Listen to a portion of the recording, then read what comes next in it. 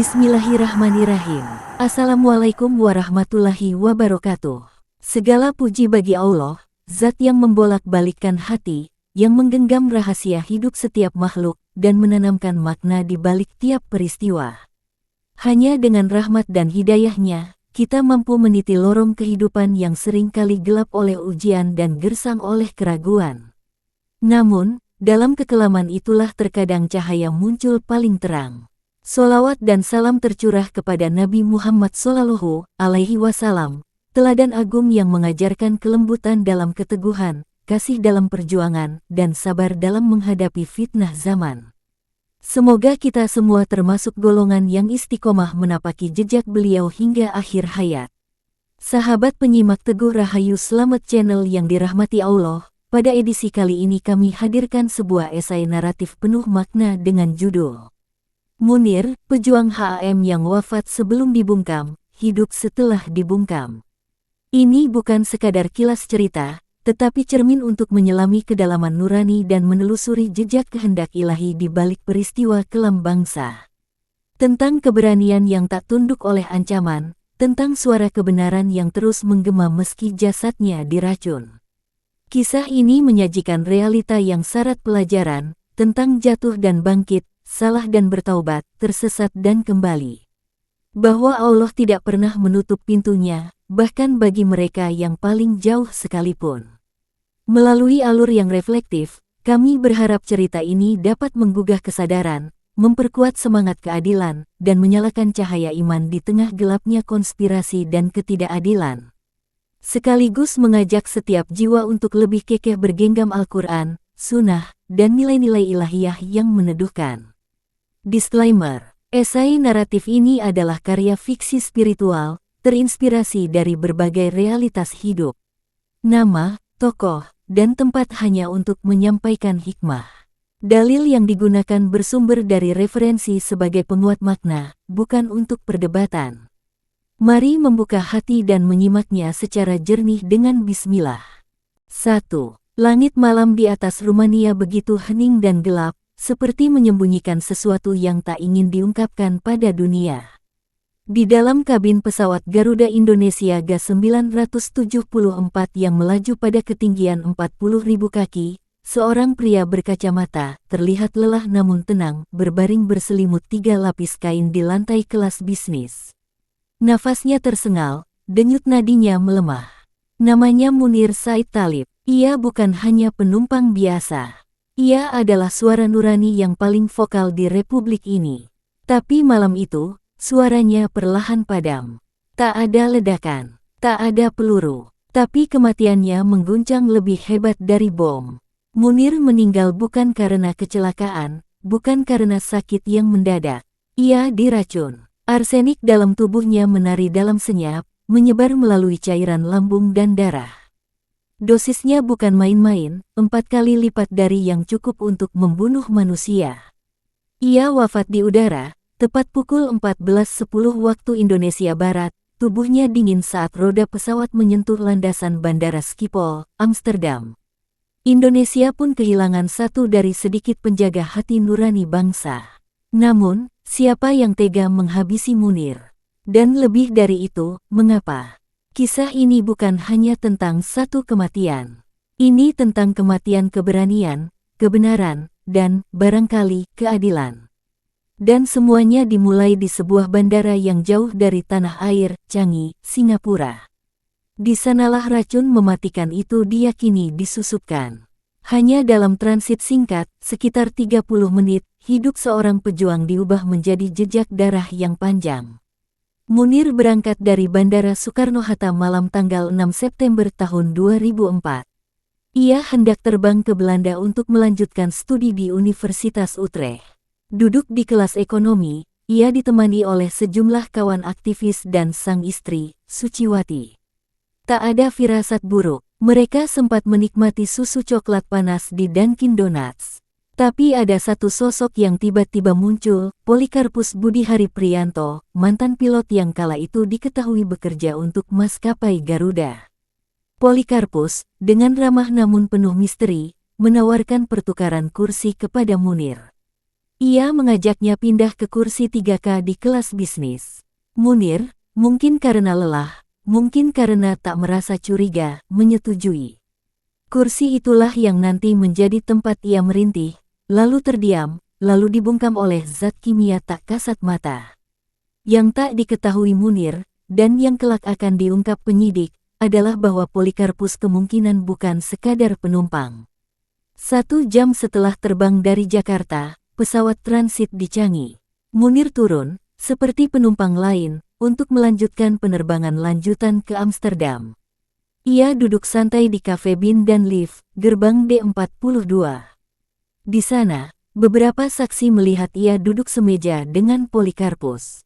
1 gelas plastik di tangan Munir, teh panas barangkali.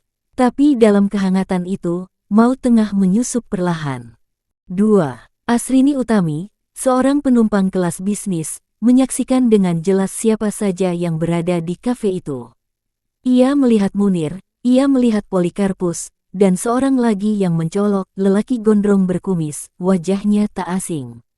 Belakangan diketahui, ia adalah Raymond JJ Latuihamalo alias Ongen, penumpang lain yang jadi saksi kunci. Dari kursinya yang hanya berjarak 2 meter dari meja Munir, Asrini mengingat kejadian itu dengan tajam. Cafe Bin dan Lift seketika menjadi tempat yang lebih dingin dari freezer. Ongen sendiri mengaku sempat mampir di kafe itu. Ia membeli teh untuk menelan obat. Awalnya, dalam berita acara pemeriksaan, ia menyebut melihat Munir duduk dengan Polikarpus. Namun di pengadilan, kesaksiannya berubah. Katanya ia hanya melihat Munir dengan seorang lelaki, tapi bukan Polikarpus. Belakangan, ia mengaku ditekan saat pemeriksaan. Satu persatu, potongan teka-teki berserakan, dan benang merah seolah sengaja dilaburkan agar kebenaran tak mudah diurai. Usai minum di kafe, Munir berjalan menuju ruang tunggu. Tak ada yang menyadari bahwa racun telah mulai bekerja. Beberapa penumpang mengaku tak melihat Munir makan atau minum apapun setelah dari kafe itu. Tapi efeknya mulai tampak saat pesawat kembali lepas landas. Dalam pesawat, Munir merasakan perutnya melilit. Ia meminta obat mah kepada pramugari. Tak tersedia. Ia lalu meminta teh hangat. Namun bukan bantuan yang datang, melainkan rasa sakit yang semakin menyiksa. Sekitar 40 menit setelah tinggal landas dari Changi, Munir mulai bolak-balik ke toilet. 2 jam kemudian, tubuhnya melemah. Ia meminta dibangunkan seorang dokter yang kebetulan berada dalam pesawat, Tarmizi. Tarmizi segera memberikan pertolongan pertama. Ia menyuntikkan obat mual dan obat penenang. Namun keadaan Munir tak membaik, justru memburuk. Ia lalu direbahkan di lantai kelas bisnis. Di sanalah ia berbaring. Nafasnya semakin berat, lalu hilang. Tepat ketika pesawat melintasi langit Rumania. Pukul 14.10 waktu Indonesia Barat, denyut kehidupan Munir berhenti. Ketika pesawat mendarat di Schiphol, ia sudah tak bernyawa. Dunia internasional pun terkejut. Pemerintah Belanda segera melakukan autopsi. Hasilnya, racun arsenik dalam kadar tinggi. Tidak diragukan lagi, ini adalah pembunuhan. Namun siapa pelakunya? Dan siapa dalangnya? 3. Jejak yang tak terhapus. Munir Said Talib bukan sekadar nama, ia adalah simbol perlawanan terhadap ketidakadilan. Lahir di Batu, Jawa Timur, pada tanggal 8 Desember tahun 1965, Munir tumbuh dalam lingkungan yang kental dengan nilai-nilai keadilan dan keberanian. Sejak masa kuliah di Fakultas Hukum Universitas Brawijaya, ia telah menunjukkan kepedulian mendalam terhadap nasib kaum tertindas. Perjalanan hidupnya membawanya ke Lembaga Bantuan Hukum LBH Surabaya pada 1989, tempat ia mulai mengadvokasi hak-hak buruh dan masyarakat miskin. Kiprahnya semakin menonjol ketika ia menjadi Direktur LBH Semarang, dan kemudian menjabat sebagai Kepala Operasional Yayasan Lembaga Bantuan Hukum Indonesia YLBHI di Jakarta pada 1996. Namun, titik balik terbesar dalam hidup Munir terjadi pada 1998, ketika ia mendirikan Komisi untuk Orang Hilang dan Korban Tindak Kekerasan Kontras. Melalui Kontras, Munir menjadi suara bagi mereka yang dibungkam, mengungkap kasus-kasus pelanggaran HAM berat, termasuk penculikan aktivis dan kekerasan di Aceh serta Timur Timur. Keberaniannya membawa konsekuensi. Ia menerima berbagai ancaman, termasuk serangan bom di rumah orang tuanya pada 2001. Namun, Munir tetap teguh, meyakini bahwa kebenaran harus diperjuangkan, meski nyawa menjadi taruhannya. 4. Konspirasi dan kematian. Pada tanggal 7 September tahun 2004, Munir menaiki penerbangan Garuda Indonesia G974 dari Jakarta menuju Amsterdam, dengan transit di Singapura. Tujuannya adalah melanjutkan studi di Universitas Utrecht, Belanda. Namun, perjalanan itu menjadi akhir dari hidupnya. Selama penerbangan, Munir mengeluh sakit perut hebat. Ia bolak-balik ke toilet dan akhirnya meminta bantuan pramugari. Seorang dokter penumpang mencoba menolong, namun kondisi Munir memburuk. Ia meninggal 2 jam sebelum pesawat mendarat di Amsterdam. Hasil autopsi dari Netherlands Forensic Institute mengungkap bahwa Munir meninggal akibat keracunan arsenik dengan dosis hampir 3 kali lipat dari batas mematikan. Penyelidikan mengarah pada Policarpus Budi Hari Priyanto, seorang pilot Garuda yang tidak dijadwalkan terbang namun berada di pesawat tersebut.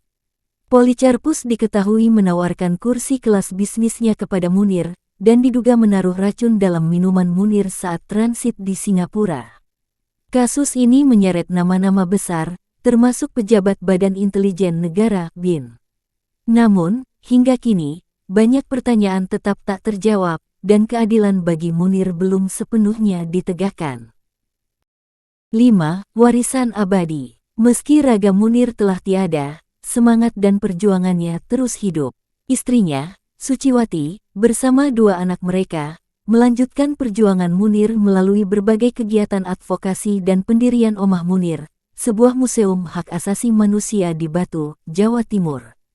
Munir dianugerahi berbagai penghargaan internasional, termasuk Right Livelihood Award pada 2000 dan Civil Courage Prize secara anumerta. Penghargaan ini mengakui dedikasi dan keberaniannya dalam memperjuangkan hak asasi manusia di Indonesia. Kisah Munir mengajarkan bahwa suara kebenaran tidak dapat dibungkam oleh kekuasaan. Ia menjadi inspirasi bagi generasi muda untuk terus memperjuangkan keadilan dan hak asasi manusia. Munir telah pergi, namun jejaknya abadi. Ia adalah bukti bahwa satu suara dapat mengubah dunia, bahwa keberanian dan integritas adalah warisan paling berharga yang dapat kita tinggalkan.